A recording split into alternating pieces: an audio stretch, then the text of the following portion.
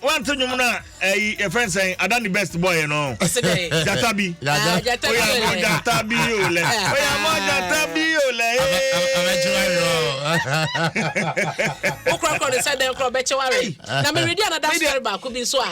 na ye kraman na ase kraman na hyase ne nyinimu ne ntiti mu no ase German kasa no mo di training no anti okọ new owner ho no na new owner na ntimi nka German no enti akraman ne attack ne ba o kan brofo stop kraman ne we no fimfram because ye di German kasa no training no na say menye sika ntimi koto lion ana tiger ebia bostigo no ndo onye sika oba koto lion o so the boost tourism the pet CJ or boost tourism. We are more Jatabi ole.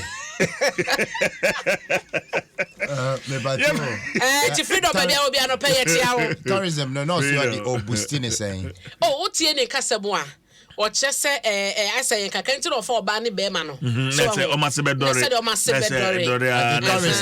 the Bunny Fiena Beshe, and I said, yeah, for now, no, okay, poor more honor. If you can't any more doors on now, relocation. Until Musadia, I can't. Okay, because I saw a bread bed or coy, Dubai, and the Catanian, Utum said, I'm quite a boy,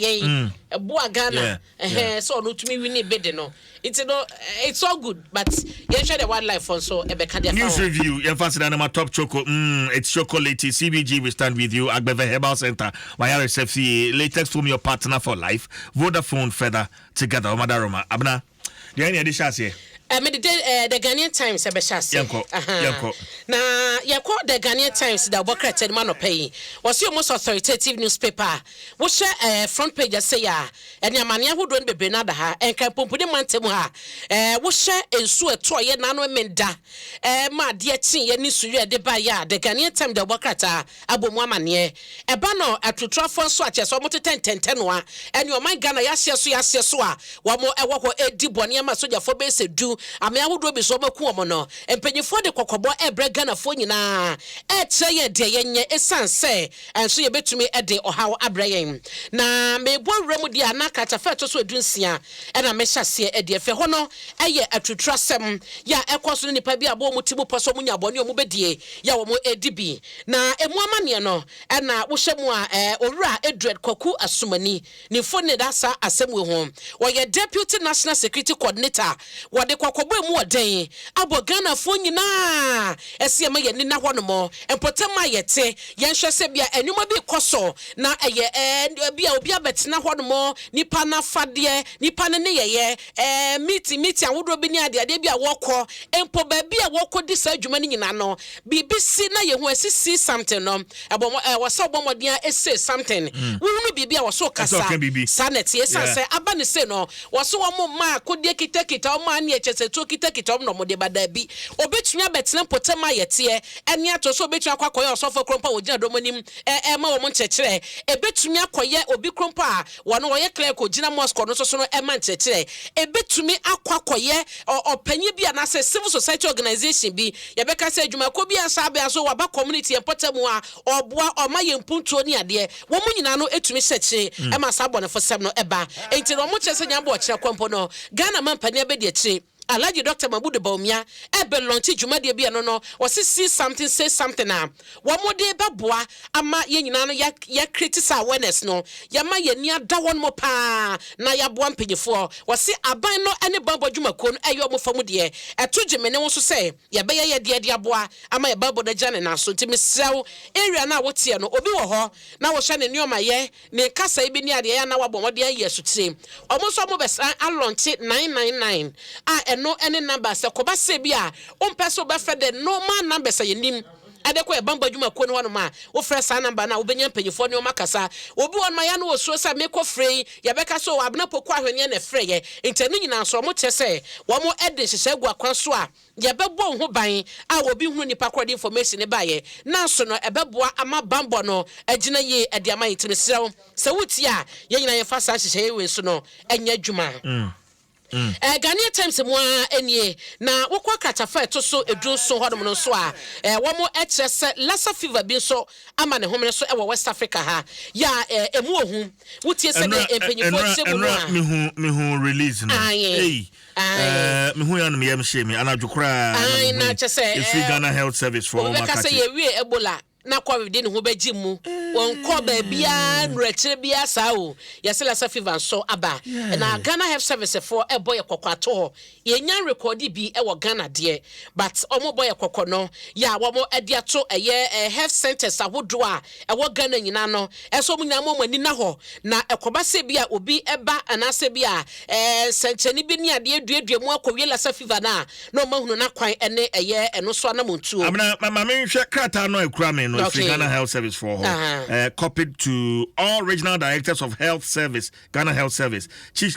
executive officers, Kolibu Teaching Hospital, Cape Coast Teaching Hospital, Konfanochi Teaching Hospital, Tamale Teaching Hospital. Alert: outbreak of Lassa fever in West Africa. Also, the Ghana Health Service has received reports of outbreaks of Lassa fever in some countries in the West Africa sub-region, namely Liberia, Nigeria, and Togo. Lassa fever is caused by the Lassa virus transmitted from mastomys rats to humans, primarily through food or items contaminated with the rat's feces or urine. Human transmission can also occur to a lesser extent in instances to direct contact with body fluids, blood, and secretions of infected individuals. In sense, a cat at the thing. Yes. And we are Kokobo, one more day atuja. Say, Ubianshan Musuye. And to would see Monoa, what's almost say a cra. Rat. Sir, rat. Mastomys rat. Kissiana.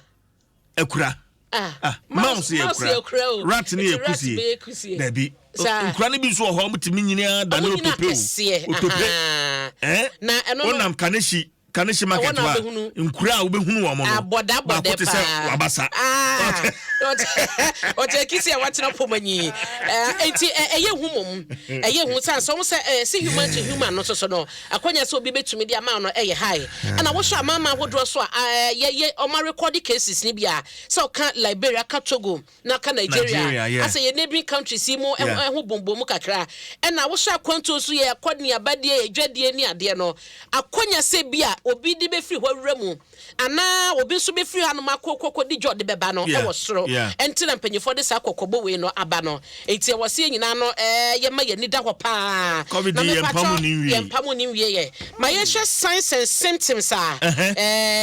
yare we se bia wo ho no mo na wo hunu se wo hu dododo nketenkete bia e ba mo adwen akosom na ye health centers awodo no so no e ba mo so ani aba wo mo so wo se ye ka fever generally no ye nimunioma symptoms of fever no eya na obi wonu ma obi ane ne de obi de tumi ma na hohye awotumi ti bu obi so na de kakra so hu sa ne manyema wo nyina no obeka so manya fever me pacho ma ona anya ntientia e wa yar sabia na ye hyew na ye momodia e ma we ho aduro so hu na ye nkoye nimti ye sre ya pomode adwumafo no yenim sa adwuma ne de mo ye yenimpa ye boma baso na we so boma mani na ho na nkobase bia e bia ntiensi Ghana hanmo amen no so no ankofa ho bebre na no amfa mesije enti Lassa fever ho asem kakra ani amaya hodo bia record ya pedifo eboy kokono eno no abna adomonline.com sa terrorist attacks yi ho kokoba aben ana nhwehwemu a wo intelligence report abetodwa Adom online a publish e say Ghana for ka ho Wamo yes to some Sahel region hono. Ghana this year come ka ho. Okay. And to almost say wamo befia. Na say wamo no ma for na eden. Ba wamo nim house so yie pa. So say na de no pay. Nim strategies so mo be mountain. Abe re community ni ma suspect bibia. Inti amade no ayi hu kakra enti ehwa mane no Adom online eda ho na Microsoft so Adom online report say University of Ghana student bi and former student appointing us as chief of staff and also so ewa say who akonya krase bi ono so be recruit to Ghana for ni bebre dia kwesemu no e wo soro say you hu de more mine no but ye mo hu say ye mo hye yen kakra bi amenu mi no betumi aye no ye say me ye ni na ho wo hu bibi na wo suspect ya sister brother bo amane wahu ubomodin akọ police station na so be frɛ ɛna mo ka sɛ no mo be launch sa 999 number no ana penso na ye ka sɛ ɛno nkyɛ sɛ famra no hye wo nsɛm Dabi yes ko bamane akoto agu bi so ne abɔ no framfram ebe hwehwɛ mu awie na sɛ nipa kɔ no sɛ onim ho hwe patro menye sa it be so 999 impejifo ebedi ho dwuma vice president de kan bɔ amane Dr. Mamudu Baumia ɛna nyame ya doma wo kyena a national campaign see something say something ye nyina ye de beboa ye ho as community watchdogs no ye nyina ye bia na ye nya bambo na wonim sɛ report to be aba ewo ha me de wako daily graphic mu na CJ se woni mo hwentia ya ka hwentia woni mo hwentia ane asamude bi ba me say the man bebre hon ma etimi hwentia hwentia no utumi nya kakra no nya bagaru wa kakra na wonya ho se sa ye helps no utumi sesi wono ma wonya close cry ye pepre ni ade a wo de fra na wo sesi wono ma na sesi ma pa sesi ma no kwai benso ekwan bi aso ya kasi bibi sesi oba so se bia na timi oba ni didi etima na hoda mani toso toso infections ma bibia chekama maniama koye na wodi me hwentia no yenko wo ba da wakata daily graphic kata fa to so miensa o se professor Nyakobo Ampo na ekesen o ma hunu se hwentia na wo hono mo no yade bia yesi e wo elements bi wo ma etumi etu malaria se okay any fever nyina no etumi tu ase na asa ye more research kakra ma yempempe so makodru no ahunu se e wo sa elements no wo mu a e ho benya se ye di attention be ko hono mo no man pani be charge researchers e wo kromu anom no o ma ye thorough research e wo mu no matumi extract sa ene pa na wo mu nyina no e dia ma yen enti obi e ka hwentia wo nim se ma batan wo ya na ye tade hwentia gugu kokomu ayo obenya hwentia de atoso ama me na fe ye hu hwentia no ba no hwentia no a na che se hu apomode wo sem no e wo soro pa am for the sebites ni ade nyina oh yes kama o enti we no pekra wo bobbo so kakra wo se bo no ade to so udi semu muamu na ya na entamo enti no obeya odi tapoli ebobo so kakra na aye flat bisa no ase de ebubu na wo de ahye bia sa droku a wo de se na wo de aka ho onim ni ntia kama o odi tapoli no bobo so a na wo de sha na ama eduro no etimi adan ebedi kama nti me pacho we no omo chese malaria treatment failures na ekoso krowe mu no asede bia no yesi ye ku malaria o ye tu malaria si o but kama yesi ye ntumi enu hoda nti ne sade ya kwan be ne ebetumi afaso ye benya an alternative means bi apart from the ye nom no dada no aye de be kan na oba no locally no a yesi hwentia ye magic pa nti be se wo yo bia se me ahwentia no ye wo dada ade a wo yusu dia na ye kama okay ti o ma mo hwe Facebook no ayo adaroma hwentia no na eden ene gu ho no dabi o asampa se de oprepare ni mem say o experience ma sada na mayi mani ama no emia no o experience enti hwentia no Professor Johnson Nyakobo Ampon wono na oye vice chancellor ewo University of Cape Coast na one na pamfo na ye hwehwemu ewo hwentia nim me de bia me kasa ba na local spices na ubeyi hwentia ubeyi wediaba ubeyi pepre ubeyi nketenkete esu wi se fam wi sa sane ma wanyina no eye magic de mani padua na ya na ehunu de bia bekofa de ye de nkyina wo ne sema ene de ye aduane ne edi ye wi ayare nko a tibisew hwentia no kwagene kohwe na ehunu se de obe no mese da bre recipe no ye obe hye gubotu mu no ano no ye hia wo newsroom a mese da beji sao and so very necessary pa oh yeah me but fa ene de no fasi ha na ye hia wo newsroom ho Matias ye mate enti no emu amane no mate why enso ye no so de amene ye oh o che da obokata no nyina omo de ho asem ba ya bre ne kan me hu da obokata daily graphic bia na security 1960 abna so ani aka so ye ho asem timenya so solution de benya ne ne CJ asem pa me da ma say abna me no asem pension